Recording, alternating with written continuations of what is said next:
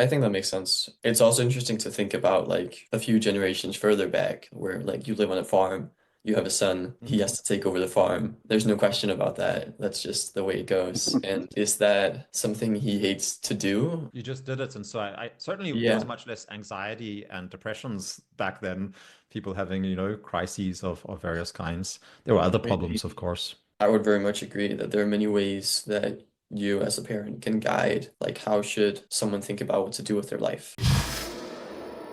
Here we are, three generations, father, son, and grandson this time on our talk number 9. So we actually made it before talk number 10. Dad, welcome, Noah. Good to see you. Good to see you I guys. know, I call. Yeah. And Noah's joining us from Los Angeles. He's actually there for work. He'll have some opportunity to tell us a little bit about that, I think. But we decided to have a talk about career over generations of fathers and sons. We thought that's really interesting. Especially Noah's made some really maybe slightly different, but I think increasingly very exciting, certainly, and maybe getting more normal decisions about his career as well. And so I think that'll be interesting to just hear a little bit more about. I haven't had the opportunity to properly get into it with him. But I want to start actually just asking you, Dad, about yeah, what do you think are the most important things for a young man making decisions in life about his career and looking forward and looking to establish himself in the world? How does a man go about that? And what have you learned or seen that's been valuable, maybe in mine and Mark's life and your grandchildren's life? Sure. Yeah, it's quite a thought, really. And I think it's a very important thing for us to do the things that we enjoy doing. Because if you get locked into something that you've been pushed into or locked into, and I know many parents have said, I'm a doctor, and so my son must be a doctor, or I'm an accountant, and my son must be an accountant, and how destructive that can be for a young person and, just squash their whole creativity and everything. So finding out what it is that you want to do. So just thinking about my own father, he was a farmer and left the farm. And really, his thought was that he was going to be a diesel mechanic in the city. And he ended up going to the telephone exchange, which at that time was probably the top kind of technology thing that was happening at the Cutting time. edge But it was the good technology. old number, please. Yeah, yeah. But it was the good old number, please, and plugging, plugs into holes and connecting people like that. Mhm. But that didn't really influence me incredibly much. I just felt I was going in my own way, but I also had quite a career change. My thought was going to be an automotive engineer, and I ended up in computers. So it was a completely different arena, if you like. So I still enjoy motor cars and automotive things, but yeah, I ended up doing computer programming. And it was just, again, an interest that was sparked, and I followed that interest, and that brought me to where I am. So your career was different. Noah is into IT, not because I am, but because that was his interest that got sparked. So, and your path was very different with politics, and then now looking at men's work. So, but it's this thought of what inspires you, what gets you going, what gets you excited, and then find that and follow that, and that's very fulfilling. Mhm. Yeah. So yeah, that it's definitely been interesting. Yeah, I did actually start with IT and then I went away from that, right, and ended up doing a whole lot of other really, really Yes. different stuff. But I noticed that technology is still something that really interests me and I'm engaged in it. I use it very actively. I'm still the guy that people ask to come and fix their computer sometimes.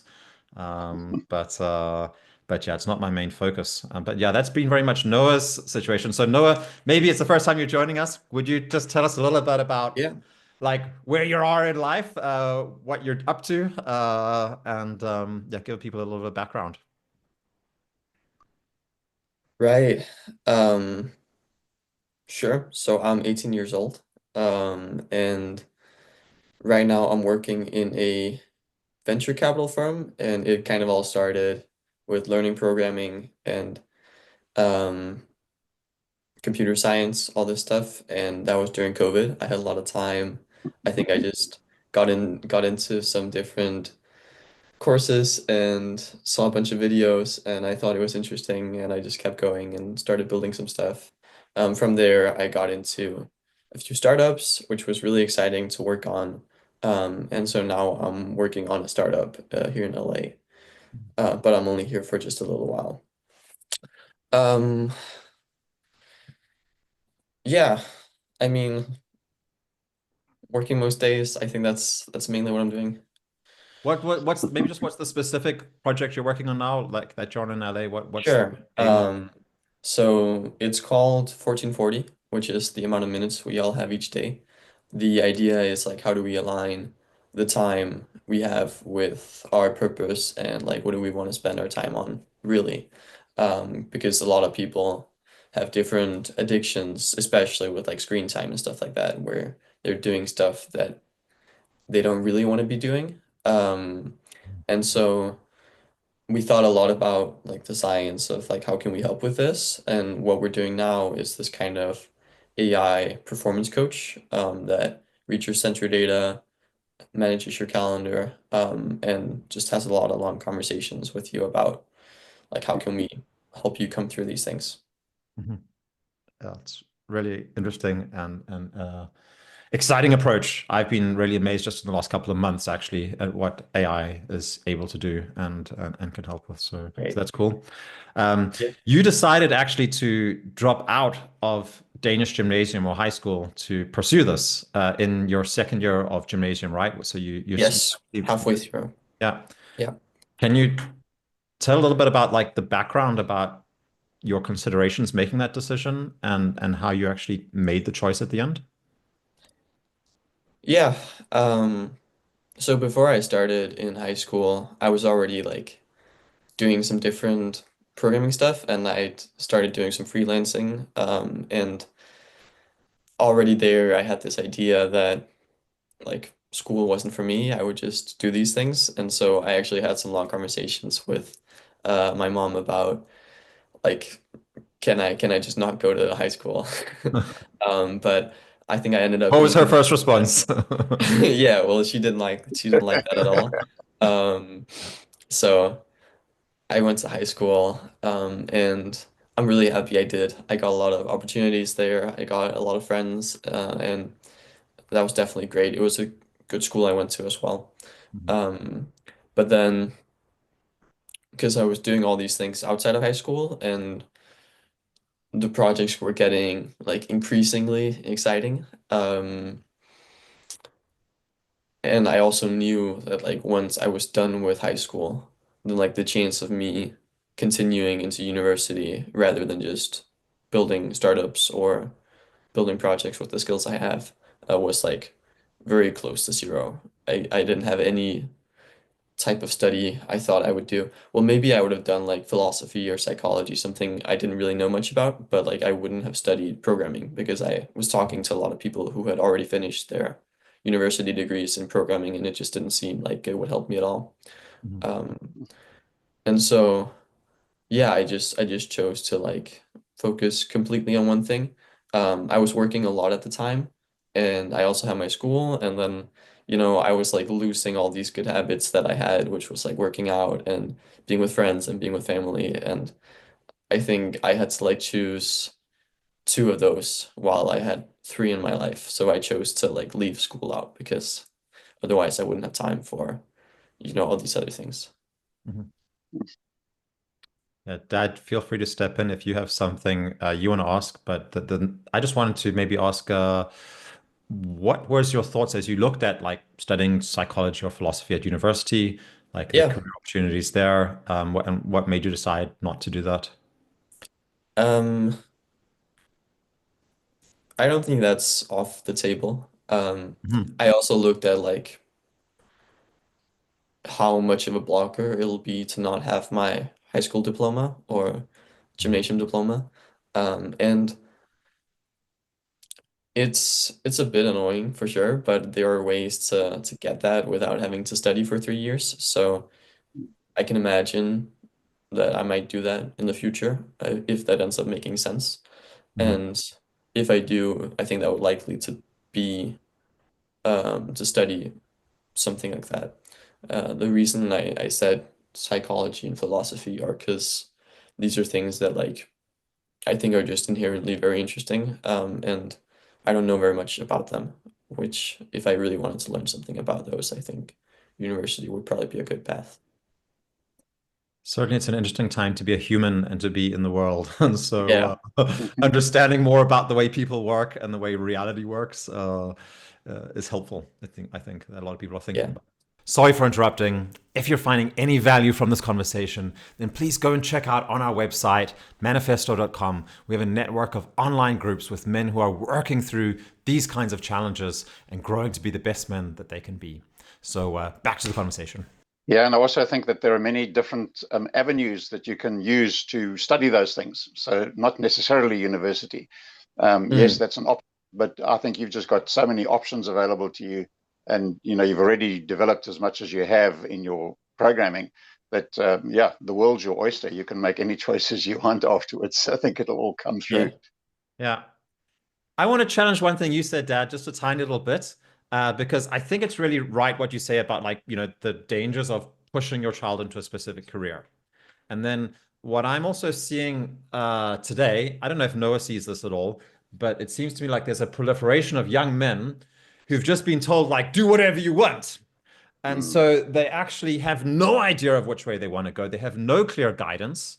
And in some ways, I think like it's probably better to be that 35-year-old guy that, got a law degree and 5 years of law work behind him, who then figures out, I hate my job, I'm going to go quit and find something else to do. I'm going to go travel to Tibet and climb some mountains or something like that. Instead of being the 35-year-old guy who's sitting at home playing computer games and not really knowing what he wants to do. Maybe he has like, a degree in, some kind of humanities or something like that, but hasn't used that. So I completely agree with what you said. And then I also think like sometimes we're so attentive to that we forget about the role of fathers of, giving at least especially I suppose it's more through, I don't know if Noah, you can maybe say something about like through being a role model of a man who's doing constructive, interesting things in the world somehow. Yeah, I think there's a good balance to that in pushing someone into something that they don't want to do and recognizing someone's skills and abilities and then encouraging them to use those. Mhm. So, I think there's a nice balance between that. So not for someone to say, you've got to do what I did, but rather to say, okay, you've got this skill, you've got that ability. I see this, you can go this direction, you can go that direction. What about this? What about that? And, having good discussion with that to be able to, in a sense, guide a young man, but not put him into a box. yeah. I think that makes sense. It's also interesting to think about like a few generations further back where like you live on a farm, you have a son, he Mhm. has to take over the farm. There's no question about that. That's just the way it goes. And is that something he hates to do? Because in general, like I would have thought they just kind of take over the farm and that's the way of life. You just did it. And so I certainly there was Yeah, much less anxiety and depressions back then, people having, crises of various kinds. There were other problems, of course, but yeah. Yeah. but I think like I would very much agree that there are many ways that you as a parent can guide like how should someone think about what to do with their life. And pushing them into one career path probably isn't a very good The one. best. Yeah. Yeah. When you were small, Noah, I very strongly encouraged you to come and do rock climbing lessons, which I was teaching. And I Right. think part of it was because I started rock climbing very later on in life, in my late 20s, I guess. And I really, really enjoyed it, but I realized I started too late to be able to really get good at it. So I thought, well, my son, he can get really good at rock climbing. And yeah, And you I guess. were, no, you were excellent at rock climbing. I remember. Yeah, I remember it being fun. I remember you had a team, rock climbers. Some of my friends joined, and we would hang out. I think that was fun. Yeah, yeah, but it never stuck. You ended up doing a lot more football, which maybe that was your mom's Yeah, mom's interest a little bit more than mine, or something like that. But yeah. Well, my mom wanted me to be a ballet dancer, so that's Oh, also true. and here you are a computer programmer. Wow. yeah. And I think that was the same logic that she never got to. Uh, Yeah. That's great. Hmm. But yeah, I Okay. think it's also important to learn the skills. So let's say a son grows up on a farm, then that son would learn those skills and have Mm, a broad, what would you call it, a broad understanding, a broader framework, a broader capacity. If he then decides, no, farming is not really what I want to do, then fine, move on, get something else, do whatever. As you say, in the old days, maybe there wasn't a choice, but today there's so much choice. You can, find what your passion is and get involved in it. Mhm. yeah, but it's hard to decide. Oh yeah. I don't know what I would choose if I was a farmer and I had the skills, but suddenly I didn't really like farming. Like where do I go then? Yeah. Then there's And opportunity to develop like you did. Yeah, I'm just thinking about COVID. I was sitting because I got stuck in a particular programming language in VB and VB.net. And when right. COVID came, so I had an opportunity to now say, okay, can I look at something else? And I taught myself C sharp during COVID. So, Mm, another direction. And then I started looking at other modern languages, Java and so on as well. But yeah, the one I did was C sharp at the end. mhm. Yeah. yeah. It's interesting. Yeah. And that's, I think, the kind of like the more foundational things that are really important from generation to generation. It's interesting because I also developed Manifesto Core, which is today my main source of income during COVID. And so I did one of the most productive, valuable things I think that's probably given the most help to other people that I've ever done in my life. That's something I did during that time as well. So it seems like there's a kind of foundational thing there of like because a lot of people stagnated during COVID, right? And Yeah. and Mm, went down. And then some people I really saw like it was really something that separated people as well. So I guess that's a kind of more foundational meta skill that one can learn. And at least I think Dad, I know I told Dad last time, like when I was small, then as soon as there was something that was broken in our house, like a bicycle or a windowsill or something like mm, that, then like my dad could fix it. And so I remember these times when we were out fixing stuff together. And so it's meant that like moving out, I moved to a farm, um, and Now you got to fix stuff. so much stuff I have no idea how to fix it. But it seems like it doesn't really enter my head that I can't do it. So I just like, okay, well, I'll try do it. And I'm learning some things at least. Yeah. yeah. Yeah. That's funny. I have this like inner motivation of every time I see a problem that I know I can fix. I'm just like, gotta start doing it. Yeah. Also leads me to building a bunch of random apps and projects that never really get used for anything, but I just like see something, I'm like, oh, I can help fix this, and then I just start doing stuff. Yeah. Which is very funny. And then Noah, you touched on something Yeah. which I think can be a subject if we're going to have a follow-up conversation, which is probably our biggest danger and difficulty these days in this kind of approach which is like just the attraction of all these things happening on screens. And we've spoken a little bit about digital minimalism as a possible topic. So I guess I'll just tee that one up there. And I'll Mhm. mention that maybe you can just give like the very short version. You've thought a lot about digital minimalism, right? I think more than most people, for sure. Most people, yeah. Okay, good. And yet it Yeah, looks like you're using the screens to get to people to go off their screens. This AI coach that you're developing that's is kind true. of saying, Yeah, so that's don't use also the almost screen. also what I'm working with. Very Yeah. good. But Yeah, it's I don't catching think them there's in the any way thing back. that's caught them. Sorry? What? It's catching them in the very thing that's caught them and then redirecting it. That's great. Yeah. Yeah, well, I think there are a lot of productive things to use screens for. So Yeah. I hope that our app is being considered one of them. And and this is going to encourage people to use it productively, not just scroll, scroll, Yeah, scroll, scroll with nonsense. exactly. Yeah. Because like Yeah. I'm Great. using my computer 10 hours a day often. Yeah. And Yeah. I wouldn't call that like I'm being addicted to my computer. I think No. that's generally productive use. But then I have other usages of my computer and especially my phone that I don't want to be doing. And that I'm trying to get rid of. Yeah.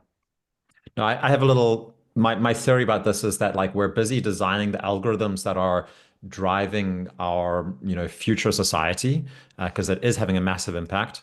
And so for me, there's projects which I think Noah is working on where the heart in the project is really focused on giving power back to people to take charge of their own attention and their own lives. And then there's other projects that have been driven with another heart, which is how can we exploit people's attention as much as possible by using the weaknesses in their psychology to get them hooked onto meaningless scrolling. And so I think that's a core distinction that we need to become more aware of as well. Is like, what does this platform actually want from me, and what is it giving me as well? Yeah, good. But I think we'll end there unless anyone has the final words that they want to put in here.